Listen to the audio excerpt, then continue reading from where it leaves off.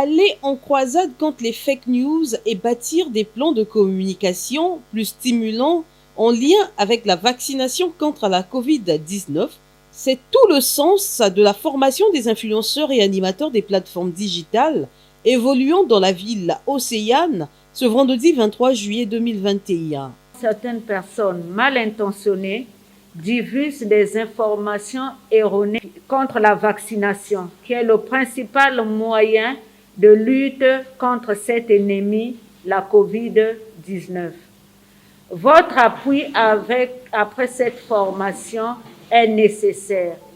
Nous comptons sur votre appui afin de lutter contre ces informations erronées. La dite formation, dont le bien fondé n'est pas à démontrer, a entre autres permis aux bénéficiaires de se prémunir d'une batterie d'arguments et de techniques qui leur permettra de mener en toute aise cette bataille. Nous nous sommes rendus compte que sur les réseaux sociaux, il y a toujours des fausses informations qui sont véhiculées et qui créent un peu comme cette barrière entre les populations et l'adhésion à la vaccination. Et par rapport à ça, nous avons vu que nous avons à côté de nous des professionnels des médias, pour certains qui sont très actifs sur les plateformes digitales.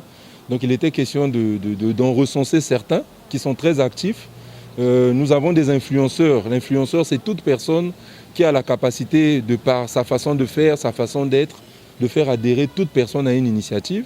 Et nous avons à côté les animateurs des plateformes digitales.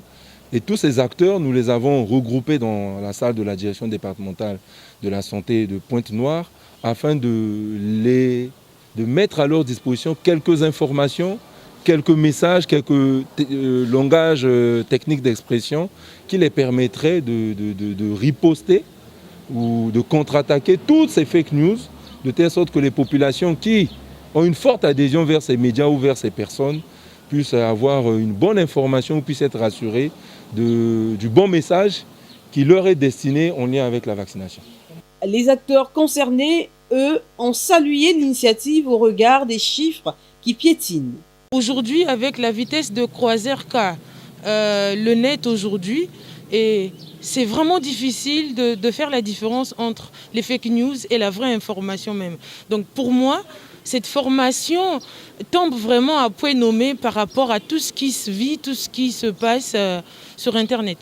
Le Congo, qui compte à ce jour à 13 117 cas confirmés de Covid-19, prévoit vacciner 3 468 907 personnes, soit 60% de la population en vue d'atteindre l'immunité collective. Les statistiques ponténégrines, elles, affichent 34 000 personnes vaccinées pour une population estimée à plus d'1 million d'habitants.